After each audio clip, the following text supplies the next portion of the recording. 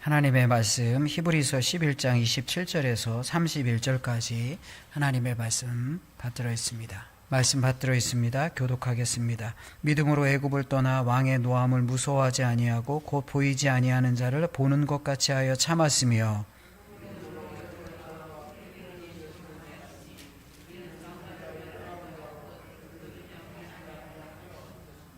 믿음으로 그들은 홍해를 육지같이 건넜으나 애굽 사람들은 이것을 시험하다가 빠져 죽었으며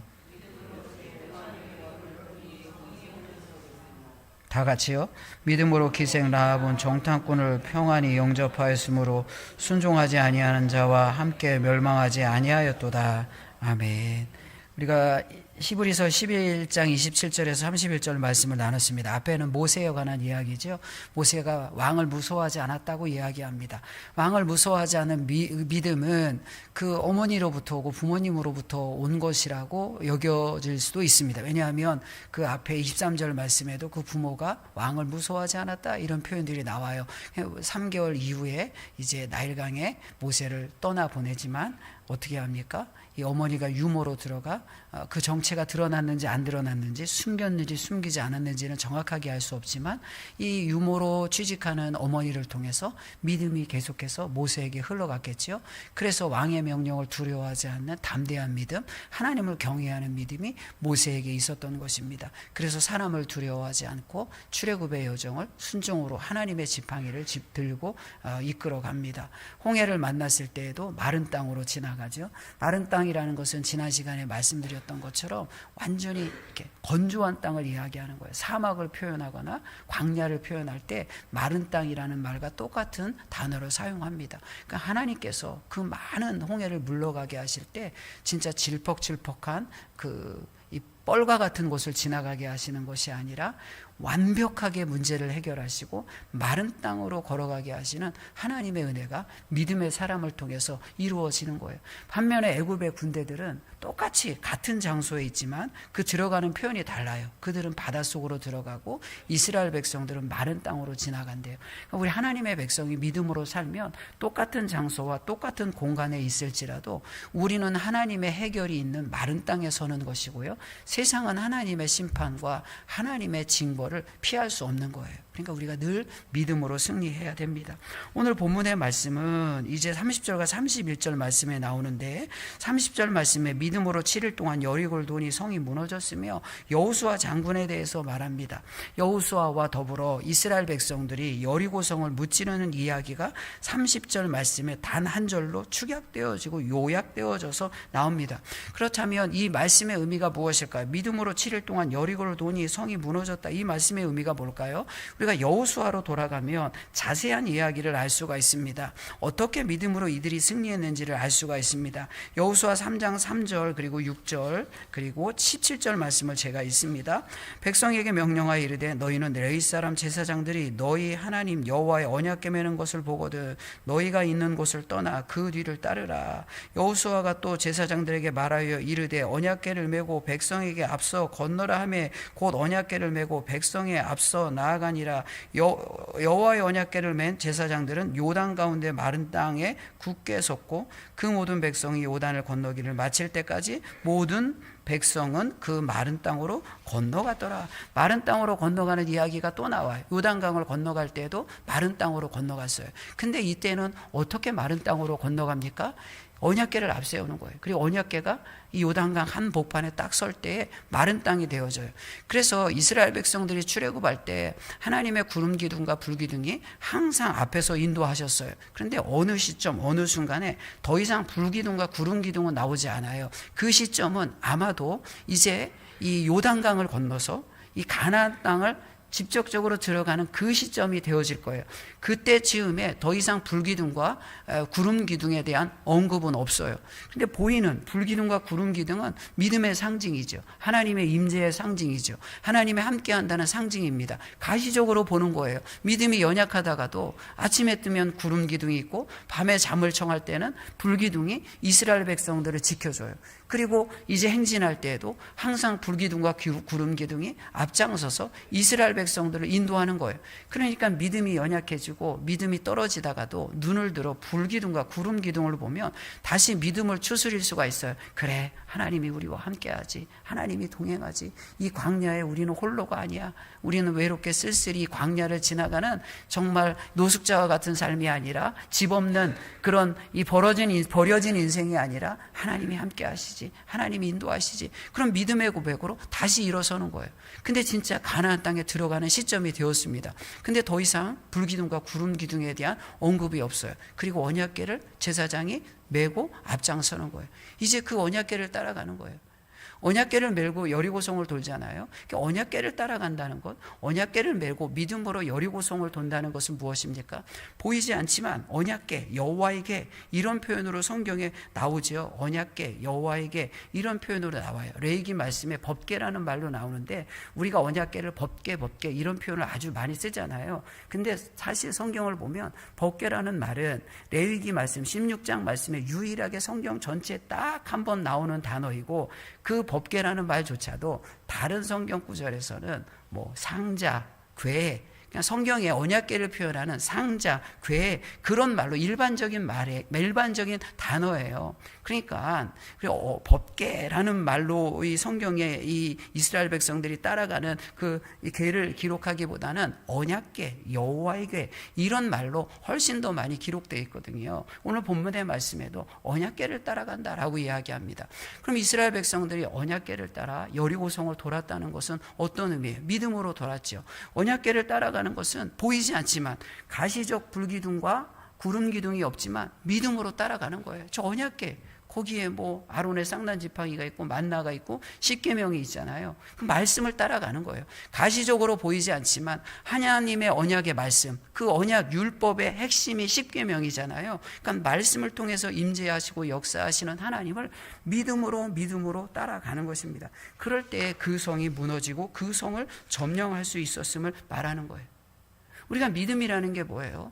믿음이라는 것은 뭔가 불기둥과 구름 기둥이 기적처럼 우리 앞을 인도해서 그것을 보고 가는 것이 아니라, 언약궤를 따라가는 이스라엘 백성들처럼 언약궤를 통해서 이제 요단강이 갈라지고 여리고성을 점령하는 것처럼 말씀을 따라가는 거예요. 하나님의 언약을 따라가는 거예요. 약속의 말씀을 따라가는 거예요.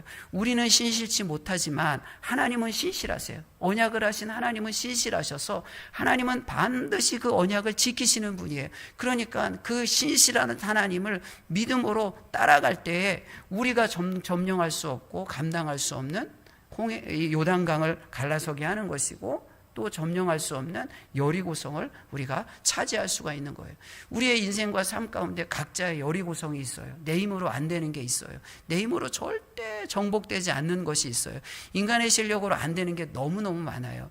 늘 우리가 이 땅에 열심히 살아가고 늘 이런 우리의 현실에 살아가면 우리가 깨닫는 게 뭐예요? 인간의 무지와 인간의 무능력을 깨닫거든요. 내가 할 수 있는 게 너무너무 없다.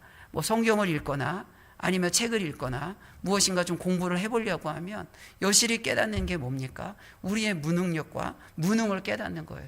그래서 내가 할 수 없는 것이 너무너무 많아요. 그러나 우리는 이 땅에서 내 힘으로 사는 것이 아니라 믿음으로 사는 거예요. 하나님의 언약의 말씀, 신실하신 하나님, 우리에게 말씀을 주시되 변치 않는 하나님, 한결같은 하나님, 그런 하나님을 따라가는 거예요. 제가 다른 설교 시간에도 말씀드렸던 것처럼 하나님이 영원하다는 것, 우리가 천국에서 영원히 산다는 것은 시간의 끝이 없는, 시간의 무한한 반복을 의미하는 게 아니에요.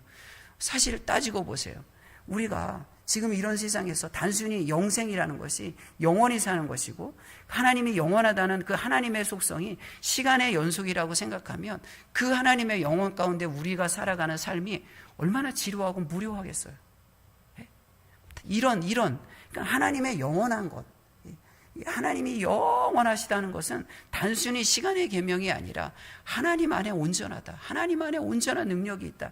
우리가 할 수 없는 그 하나님의 은혜 가운데 모든 것이 회복되어지고 모든 것이 완성되어지는 아주 온전하고 완전한 하나님의 은혜가 우리에게 있다. 그 영원하신 하나님으로부터 우리에게 온다라는 것을 고백하는 거예요. 그래서 우리는 그런 신실하신 하나님, 영원하신 하나님, 그래서 변하지 않는 신실하신 하나님, 그리고 영원한 하나님은 어떤 의미에서는 그 개념과 의미가 같은 거예요. 신실하신 하나님, 영원하신 하나님, 그분을 우리가 믿고 따라가는 거예요. 언약궤를 믿고 따라갔던 이스라엘 백성들처럼 보이든 보이지 않던 약속의 말씀을 끝까지 붙잡고 따라가는 것입니다. 더불어 이 말씀의 의미가 무엇일까요? 성경 말씀을 볼게요. 본격적으로 이스라엘 백성들이 여리고성을 허무는 그런 내용이 나오는 것은 여호수아 6장 말씀입니다.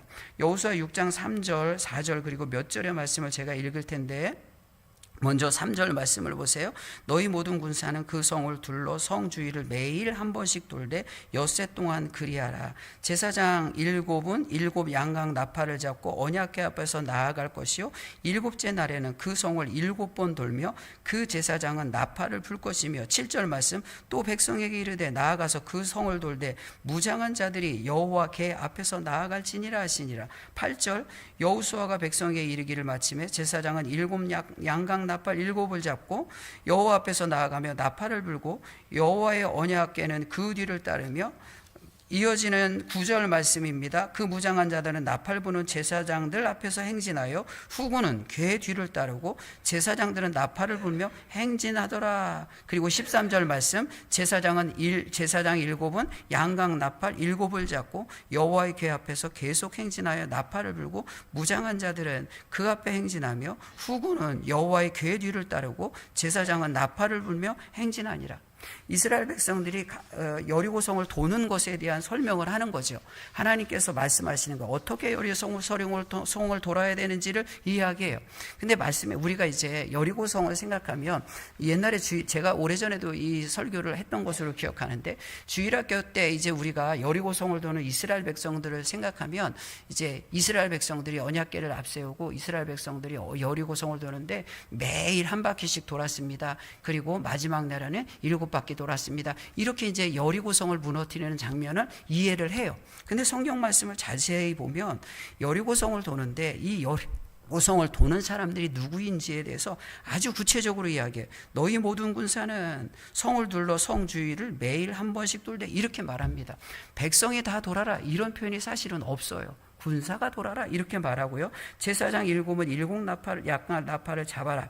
그리고 7절 말씀에 보면 또 백성에게 이르되 나아가서 그 성을 돌되 무장한 자들이 여호와 궤 앞에 나아갈지니, 백성이라는 말이 나와서 마치 백성이 다 도는 것처럼 말하지만 여기서 말하는 백성은 무장한 군인들을 설명하는 거예요. 그래서 오늘 말씀을 종합해서 보면 무장한 군인이 앞에 있고 양각 나팔을 잡은 제사장과 그 언약궤를 맨 제사장이 가운데 있습니다. 그리고 제사장 앞에서 행진하며 후군은 궤를 따라가라. 후군은 궤를 따르고 제사장은 나팔을 불며 행진하더라. 이렇게 이야기합니다. 그러니까 이 말씀을 우리가 생각해 보면 앞에 이제 몇 명의 군인이 있고 뒤에도 군인이 있고 가운데는 제사장 그룹이 양각 나팔을 잡고 언약궤를 메고 도는 거예요. 얼마만큼의 사람들이 돌았는지는 알 수는 없어요. 그러나 이스라엘 백성들이 다 도는 것은 아니에요. 왜냐하면 생각을 해보세요. 이제 이스라엘 백성들이 매일 일어나서, 아침에 일어나서 이제 마지막 날에는 새벽에 일어나서 7바퀴를 돌거든요. 근데 7바퀴를 돌 때 새벽에 일어나는 이유가 뭐예요? 하루에 7바퀴를 돌려면 얼마나 바빠요. 바쁘단 말이에요. 그러니까 새벽에 일어나서 7바퀴를 도는 거예요. 근데 나머지는 다 한 바퀴만 돌아요. 하루에 한 바퀴만 돌아요. 그러니까 이 성을 생각할 때 하루에 한 바퀴를 돌 정도로의 크기, 하루에 아무리 천천히 돌아도 하루에 한 바퀴 능히 돌 수 있는, 그리고 너무 크면 하루에 7바퀴 도는 거 이거 불가능하거든요. 7바퀴를 막 전주처럼 이렇게 크면은 이 하루에 7바퀴를 이거 어떻게 돌겠습니까? 7바퀴를 못 돈단 말이에요. 그러니까 성의 크기는 하루에 이 사람들이 7바퀴 정도 돌 정도의 크기예요. 여리고성은. 고고학적으로도 고고학자들이 여리고성을 발굴할 때 약간의 차이는 있어요. 약간의 견해의 차이가 있고 정도의 차이는 있지만 동일한 것은 뭐냐 하면 그렇게 지금 우리가 생각하는 이런 도시처럼 엄청 큰 성이 아니다라는 거예요. 분명한 것은 여리고성은 견고한 요새입니다. 그러나 고대 사회에 있어서 성은 우리가 지금 도시를 세우고 사람들이 살아가는 것 정도의 그런 크기는 아니에요. 그러니까 우리의 크기로 여리고성, 그때 당시 사람들이 강하고 견고하고 크다라는 개념과 지금 우리 빌딩도 있고 전주에 막 60만의 사람들이 살아가고 이 엄청난 거대 도시를 살아가고 있는 우리가 생각하는 크기와 그때 당시에 이 글을 기록하는 사람들의 크기와 거대함의 차이는 달라요. 그래서 하루에 7바퀴를 돌 수 있는 그 정도 수준의 성의 크기예요. 그리고 현실적으로도 생각을 해보세요. 이제 장정만 60만 명에 되는 사람들이라고요. 장정만 60만 명이 되는 사람이라면 이제 어린아이와 여성들까지 다 합치면 보통 추정하기를 200만에서 250만이라고 해요. 그러면 200만에서 250만이 하루에 한 바퀴를, 그러니까 하루에 7바퀴를 돌 수 있는 정도의 성의 크기를 돌려면 아침에 이 사람이 출발하고요.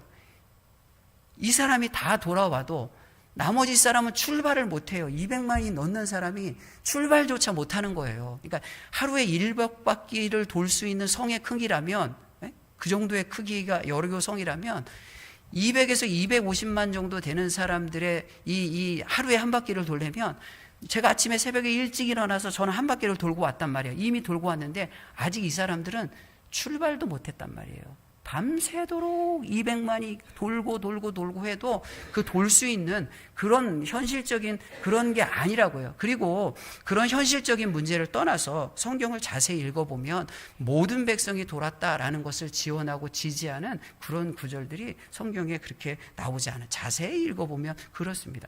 그렇다면 이 말씀이 우리에게 주는 교훈이 무엇일까요? 이들이 돌아갈 때 특징이 있어요.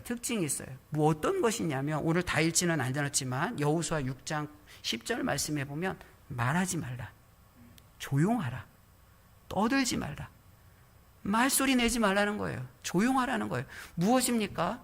대표로 얼마만한 사람들이 몇 명의 숫자가 돌았는지는 모르지만 대표로 돌았을 거예요. 제사장 그룹이 돌았고 그 제사장의 언약궤를 지키는 몇 명의 정예군인들이 보호하면서 돌았을 거예요. 일정 거리를 두고 여리고성을 돌았을 거예요. 그러나 이들은 한마디도 하지 않습니다. 안에서 여러 가지 그런 반응들이 있었을 거예요. 근데 한마디죠. 왜? 명령이니까. 왜 하나님께서 한마디도 하지 말라고 할까요? 이들은 돌면서 잠잠할까요? 무엇을 말해요? 철저히 하나님을 의지하는 거예요. 오직 그 기도로 도는 거죠. 오직 하나님이 이 성을, 참 황당하잖아요. 돌라고 하는데 돌면서 별 생각이 들었을 거 아니야. 이거 돈다고 뭐가 되냐? 돈다고 이 성이 무너지냐? 작지만 여리고성은 견고해요. 그리고 여리고성은 가나안에 들어가는 길목과 같은 곳이에요. 굉장히 요충지예요. 중요해요. 물이 풍부해요. 농사도 아주 잘 되는 그런 토지예요. 야, 우리가 돈다고 이거 무너지냐? 별 생각이 다 들었을 거예요. 그러나 그런 자신들의 생각과 의견들을 전혀 말하지 않고 하나님의 명령에 따라 말하지 않고 잠잠히 조용히 도는 거예요. 무엇을 말합니까? 우리의 생각이나 사람의 숫자를 의지하지 않고 철저히 주님의 임재함을 기다리며 하나님을 믿고 의지하며 도는 것입니다. 이게 믿음이에요. 우리의 생각이 많고 우리의 말이 많다고 무엇이 되어지는 것이 아니라 하나님을 의지해야 돼요. 사실 조용하라, 말하지 말라, 이런 표현들은 성경에 어디 나오죠? 솔로몬이 성전을 지을 때 돌을 깨거나 돌을 운반하고 성전을 짓는데 그때에도 어떤 말이 나와요? 소리 내지 말라, 말하지 말고 돌 깨는 소리 내지 말라, 이러면서 성전을 짓는 거예요. 하나님의 임재는 우리의 소리 가운데, 인간의 소리 가운데 임재하는 것이 아니에요. 그래서 오늘 본문의 말씀 무엇을 또 이야기합니까? 이제 도는데 언약궤를 중심으로 돌아요. 근데 양각나팔을 이제 잡고 돕니다. 말은 하지 않는데 양각나팔을 부는 거예요. 마지막 날에 7번 돌고 어떻게 합니까? 오늘 말씀에서 무엇을 이야기합니까? 여호수아 6장 5절 말씀을 보세요.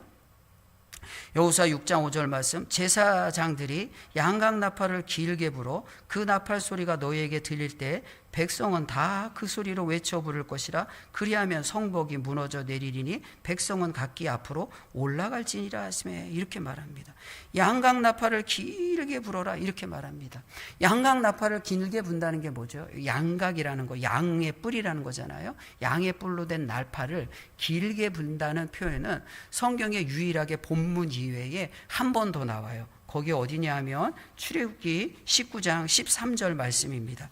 말씀은 이렇습니다. 그런 자에게는 손을 대지 말고 돌로 쳐 죽이거나 화살로 쏘아 죽여야 하리니 짐승이나 사람은 막론하고 살아남지 못하리라 하고, 나팔을, 여기 나팔은 양각 나팔을 말하는 거예요. 오늘 본문의 말씀에 나오는 여호수아 6장 5절 말씀에 나오는 양각을 말하는 거예요. 나팔을 길게 불거든 산 앞에 이를 것이니라 이렇게 말해요. 이거 뭐냐면 시내산에 모세가 올라갈 때 양각 나팔을 길게 불고 다른 사람은 접근하지 말라고 이야기합니다. 그래서 이어지는 말씀, 이제 출애굽기 19장 이어지는 말씀을 볼 겁니다. 16절 말씀, 셋째 날 아침에 우레와 번개와 빽빽한 구름이 산 위에 있고 나팔 소리가 매우 크게 들리니 진중에 있는 모든 백성이 다 떨더라. 나팔 소리가 매우 크게 들리니 진중에 있는 모든 백성이 다 떨더라. 19절 말씀, 19장 19절 말씀, 나팔 소리가 점점 커질 때 모세가 말한즉 하나님의 음성으로 대답하시더라.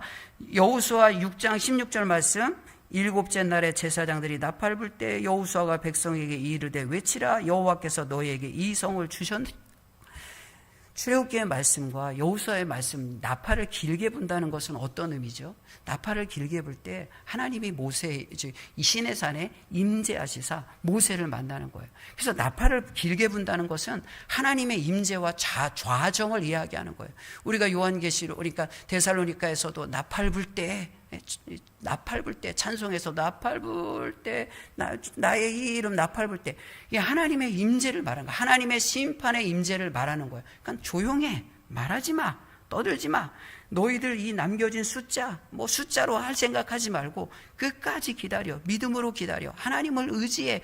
이런 믿음의 고백으로 나가는 것과 더불어 이제 6바퀴를 돌고 나팔을 분다는 것은 무엇입니까? 하나님 지금 임재하소서, 지금 이곳에 자정하소서, 이곳에 역사하소서. 예배의 나팔을 부는 거예요. 믿음은 예배자의 덕목이죠. 하나님의 임재는 예배의 나팔을 불 때 나팔을 길게 불라고 하잖아요. 예배의 나팔을 불며 주님 앞에 긴 나팔을 길게, 그 긴 영적인 호흡으로 주님 앞에 나아갈 때 주님이 임재하시는 거예요. 그래서 믿음의 승리는 무엇으로 가능하죠? 나팔을 불 때 가능한 거예요. 나팔을 불 때 믿음의 승리가 우리에게 주어진다는 것은 무엇을 말해요? 나팔은 예배자의 그 예배를 상징하는 거예요. 주님 임재하소서. 우리가 이곳에서 예배하는 게 뭐예요? 영적인 나팔을 부는 거예요. 기도하는 게 뭐예요? 영적인 기도를 주님 앞에 올려드리며 영적인 나팔을 부는 거예요. 기도를 하며 나팔을 불며 주님 이곳에 임재하소서. 이 여리고성 앞에서 우리가 부르짖나이다. 이 여리고성 가운데 임재하시사 이 여리고성을 무너뜨려 주소서라고 긴 나팔을 불며, 길게 양각 나팔을 길게 불며 하나님의 임재를 소망하는 거예요. 그래서 우리 안에 영적인 긴 호흡이 있어야 돼요. 영적인 호흡이라는 게 뭐예요? 기도의 시간이 늘어나야죠. 긴 나팔을 불라는 이유가 소리치며 긴 나팔을, 너희들 조용하고 마지막 때에 긴 나팔을 불고 소리치라는 게 뭐예요? 우리 안에 영적인 호흡이 있음을 말하는 거예요. 영적인 긴 호흡이 있어야 된다는 것을 말합니다. 기도가 좀 길어야죠. 인내해야죠. 우리가 오래 참는 기도를 해야 되죠. 7바퀴를 돌고 나팔을 부는 그런 영적인 긴 호흡이 우리 안에 있고, 이것이 믿음의 사람이고 예배자의 모습인 것입니다. 그래서 오늘 말씀은 숫자 의지하지 말라. 기다려라. 그리고 때가 될 때 긴 나팔을 불어라. 나팔을 길게 불어라. 하나님의 임재를 소망하라. 하나님 앞에 영적인 기도를 올려드리며 하나님 앞에 예배자의 나팔을 불 때에 그 예배자로 승리하는 자가 영적인 싸움에서 승리할 것을 말씀하고 있는 것입니다. 이게 여호수아의 승리였어요. 우리도 마찬가지입니다. 여리고가 우리 앞에 있죠. 인생에 문제가 없는 사람이 어디 있어요? 그러나 문제는 우리를 힘들게 하는 어려운 것이 아니라 하나님이 주신 과제, 숙제입니다. 숙제를 어떻게 풀까요? 문제라고 생각하면 어렵지만 숙제라고 생각하고 과제라고 생각하면 답은 있는 거예요. 그러나 이 답을 어떻게 찾을까요? 여호수아가 하나님 앞에 구하며 답을 찾아 여리고라는 문제를 해결했던 것처럼 여호수아의 믿음을 본받아야 되는 거예요. 언약궤를 따라가는 거예요. 보이지 않지만 말씀을 끝까지 붙잡아야 됩니다. 여러분, 말씀을 한 말씀을 묵상을 주시는 말씀을 붙잡고 그것을 긴 호흡으로 양강나팔을 길게 부는 것처럼 끝까지 돌면서 돌라고 할 때까지 돌면서 나팔을 길게 부는 영적인 긴 호흡이 우리 안에 있어야 돼요. 그 기도고 그것이 믿음의 인내인 것이고 참아내는 것입니다. 그렇게 돌 때 하나님은 반드시 자정하시고 임재하시사 그 성을 무너뜨리는 놀라운 하나님의 능력을 우리에게 보여주는 줄 믿습니다. 그리고 그 성이 무너질 때 어떤 사람을 만나죠? 오늘 본문의 말씀 31절은 라합에 대해서 이야기합니다. 라합이 어떤 사람입니까? 여호수아 말씀을 다시 볼게요. 여호수아 2장 8절과 9절 말씀입니다. 또 그들이 눕기 전에 라합이 지붕 위에 올라가서 그들에게 이르러 말하되 여호와께서 이 땅을 너희에게 주신지를 내가 아노라. 우리가 너희를 심히 두려워하고 이 땅 주민들이 다 너희 앞에서 간담이 녹나니. 이렇게 말합니다. 이 라합의 믿음이 어떤 믿음이에요? 오늘 읽은 말씀을 보면 이 라합의 믿음이 어떤 믿음인지를 우리가 알 수가 있어요. 다시 한번 9절 말씀을 읽어드릴게요. 잘 보세요. 말하되 여호와께서 이 땅을 너희에게 주신지를 내가 아노라. 우리가 너희를 심히 두려워하고 이 땅 주민들이 다 너희 앞에서 간담이 녹나니. 이렇게 말합니다. 지금 이스라엘 백성들이 그 광야에서 승리를 경험하고 정말 그 애굽에서 나온 사람들이 광야의 모든 족속들을 다 이제 점령하고 지금 가나안 땅에 들어온다더라 라는 소식을 다 들었어요. 그래서 성경은 이 땅 주민들이 다 너희 앞에서 간담이 녹나니. 다 간담이 녹는 거예요. 간담이 녹고 두려워합니다. 그런데 간담이 녹고 두려워하지만 믿는 사람은 한 사람이에요. 내가 아노라. 이렇게 말합니다. 그 사람들은, 여리고에 있는 사람들은 간담은 녹는데 모르는 거예요. 라합의 믿음은 무엇입니까? 그들이 두려워해요. 근데 두려움에 머물러 있지 않고 나는 아노라. 나는 알아. 이게 하나님이 하신 걸 알아. 고백하는 거예요. 우리가 그냥 단순히 그냥 듣는 것과 소식을 듣는 것과 그냥 귀로 듣는 것과 내가 아는 것, 이건 다른 것입니다. 우리 다 듣지요. 똑같이 듣지요. 그러나 듣고 그래, 그 간담이 놓던 두려움 가운데 있던, 아니면 감정적으로 감동을 받던, 아니면 이런 내가 이성적으로 동의를 하던 말씀 앞에 다양한 반응이 있어요. 근데 다른 사람들의 반응과 라합은 달랐어요. 나는 알아요. 이렇게 고백합니다. 다른 사람은 듣기만 하지만 라합은 나는 압니다. 말씀을 계속해서 볼까요? 10절 말씀, 여호수아 2장 10절 말씀도 보세요. 이는 너희가 애굽 땅에서 나올 때 여호와께서 너희 앞에서 홍해의 물을 마르게 하신 일과 너희가 요단 저쪽에 있는 아모리 사람의 두 왕 시온과 옥에게 행한 일, 곧 그들을 전멸시킨 이 일을 우리가 들었음이니라. 이렇게 말합니다. 이들이 모르는 게 아니에요. 다 들었어요. 홍해도 알고요. 요단 저편에서 이스라엘 백성들이 하나님을 의지해서 어떻게 전쟁에 승리했는지 다 들었대요. 다 알아요. 근데 아는 게 아니에요. 들었다고 다 아는 게 아니에요. 똑같이 들었습니다. 여리고성에 있는 사람들은 다 듣고, 듣는 사람 중에 어떤 사람은 간담이 높고 두려움에 사로잡히고요. 그 중에 한 사람은 나는 알아요. 내가 하나님을 알아요. 믿음의 고백을 하는 거예요. 우리가 하나님의 말씀 앞에 어떻게 해야 돼요? 다 들어도 그래요, 나 알아요. 성경 모르는 게 어디 있겠습니까? 오늘 설교 모르는 게 어디 있어요? 하나님의 말씀 모르는 게 어디 있어요? 그냥 그래요, 들어서 아는 것이 아니라 내가 진짜 믿음으로 라합이 정말 요즘에 내란이다, 반역자다, 이런 거 뉴스에서 하도 많이 들어갔고 그러잖아요. 여리고 성의 입장에서 보면 이 기생 라합은 반역자입니다. 큰일 납니다. 가족이 몰살당할 수도 있는 거예요. 그런데 그는 그런 두려움을 이깁니다. 왜요? 믿음이 있으니까. 다른 사람은 듣기만 하지만 그는 아는 거예요. 나는 알아요. 이렇게 고백하는 거예요. 믿음의 사람이 담대한 거예요. 이 두려움을 이기는 거예요. 그 강력한 여리고성을 뛰어넘는 믿음이 있기 때문에 그 여리고성의 크기보다 더 큰 믿음이 라합 가운데 있기 때문에 간첩을 숨겨주고, 간첩이잖아요. 간첩을 숨겨주고 배반자의 오명을 쓸 수도 있는데 그런 용기를 내는 것입니다. 믿음으로. 믿음의 사람이 용기 있는 사람입니다. 믿음의 사람이 남이 못 보는 것을 보는 거예요. 그래서 하나님의 길을 가고 간첩을 숨겨주고 이스라엘 백성들을 영접하는 것입니다.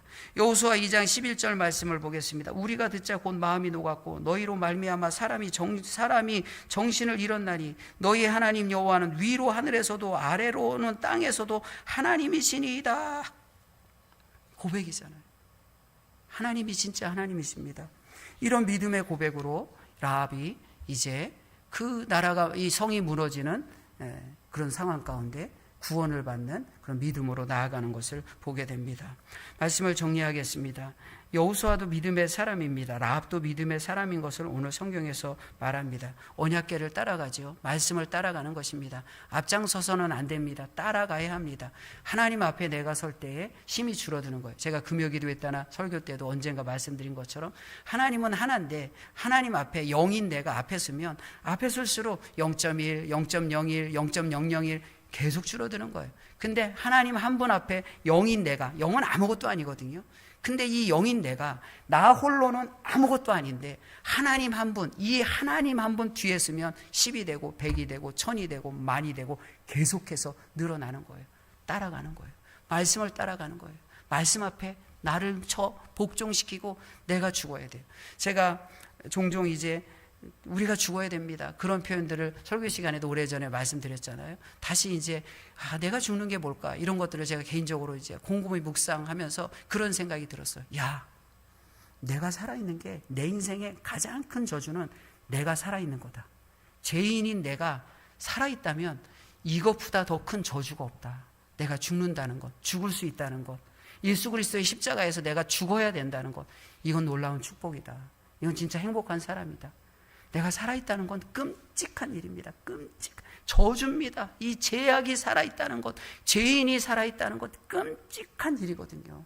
근데 내가 십자가에 죽을 수 있다는 것, 날마다 죽노라 힘들지만 그런 고백을 할 수 있다는 것, 그런 고백을 붙잡고 날마다 내가 죽으려고 그래도 애쓴다는 것, 야, 이거 정말 다행이다. 이거 정말 행복한 거다. 이런 생각을, 말씀을 묵상하면서 그런 생각을 했어요. 말씀을 따라간다는 것, 내가 앞장서지 않고 따라간다는 것. 이 광야 같은 세상, 때로는 여리고를 만나고 감당할 수 없는 적을 만날 때 주님을 따라가 극복할 수 있고 이길 수 있다는 것, 이거 정말 너무나 대단한 것입니다. 믿음으로 따라가야 합니다. 두 번째는 무엇일까요? 숫자가 아닙니다. 지금 사실 많이 도는 건 아니에요. 그러나 따라서 잠잠히 말하지 않고 주님의 임재를 기다리며 그냥 내 생각과 내 말, 얼마나 하고 싶은 말이 많았겠어요. 또 기다리는 사람들은 뭐 얼마나 하고 싶은 말이 많았겠어요. 근데 말하지 마. 조용해. 소리가 들리게 하지 마. 주님의 임재하심을 끝까지 기다리며 믿음으로 기다리며 도는 것입니다. 세 번째는 무엇입니까? 나팔을 길게 부는 거예요. 양각 나팔을 길게 불어야 합니다. 하나님의 임재를 소망하며 예배자로 서야 되는 거예요. 영적인 호흡이 길어야 합니다. 기도의 자리에서, 말씀의 자리에서 영적인 호흡이 긴 양각 나팔을 길게 부는 이 영적 호흡을 통해서 주님이 임재하시사 우리는 승리할 수가 있는 것입니다. 마지막으로 라합의 믿음은 무엇이죠? 다 들었습니다. 그러나 안다고 고백하는 사람은 라합 유일하게 한 사람이었습니다. 듣는 것으로 만족하지 마십시오. 들었던 말씀을 내 심령에 실천하고 붙잡고 끝까지 그 말씀 안에 거함으로 말미암아 하나님 앞에서 내가 이 말씀을 알아요. 말씀을 성경에서 안다는 것은 굉장히 친밀한 관계, 부부의 관계를 표현하고 설명하는 단어이거든요.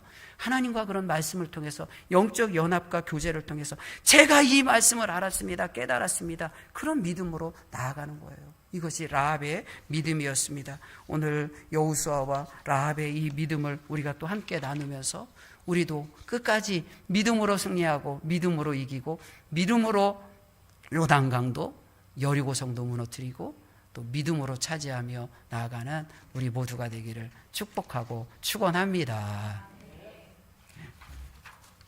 하나님 감사합니다. 우리에게 믿음의 본을 보여주시고 믿음의 조상들을 허락하여 주시사 이들의 믿음을 본받고 믿음의 믿음을 우리의 삶에 실천하며 연습할 수 있도록 허락하여 주시니 감사합니다. 하나님, 정말 믿음으로 살기를 애쓰고 또 믿음으로 살기를 소망하며 나갈 수 있다는 것이 은혜입니다.